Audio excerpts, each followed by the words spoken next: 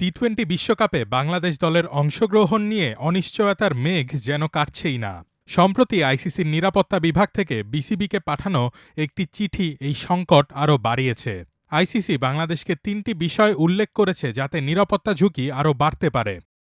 ১২ জানুয়ারি বাফুফে ভবনে এক সংবাদ সম্মেলনে যুব ও ক্রীড়া উপদেষ্টা অধ্যাপক আসিফ নজরুল আইসিসির চিঠির ৩টি সুনির্দিষ্ট পরিস্থিতির কথা তুলে ধরেন। প্রথমত, বাংলাদেশ দলে যদি বাঁহাতি পেসার মোস্তাফিজুর রহমানকে রাখা হয় তবে দলের নিরাপত্তা ঝুঁকি বাড়বে। দ্বিতীয়ত, বাংলাদেশি সমর্থকরা জাতীয় দলের জার্সি পরে ভারতে ঘোরাফেরা করলেও ঝুঁকি থাকতে পারে। আর তৃতীয়ত, বাংলাদেশের জাতীয় নির্বাচন যত এগিয়ে আসবে দলের নিরাপত্তা ঝুঁকিও তত বৃদ্ধি পাবে।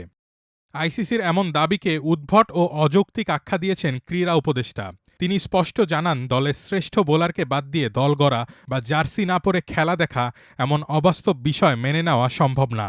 আসিফ নজরুলের মতে, ভারতে গত ১৬ মাস ধরে চলা বাংলাদেশ বিদ্বেষী প্রচারণা এবং উগ্র সাম্প্রদায়িক পরিস্থিতির কারণে সেখানে ক্রিকেট খেলা এখন অসম্ভব। তিনি আইসিসিকে একক দেশের নিয়ন্ত্রণে না চলে নিরপেক্ষ অবস্থানে থেকে শ্রীলঙ্কা, সংযুক্ত আরব আমিরাত বা পাকিস্তানে ম্যাচ আয়োজনের দাবি জানান।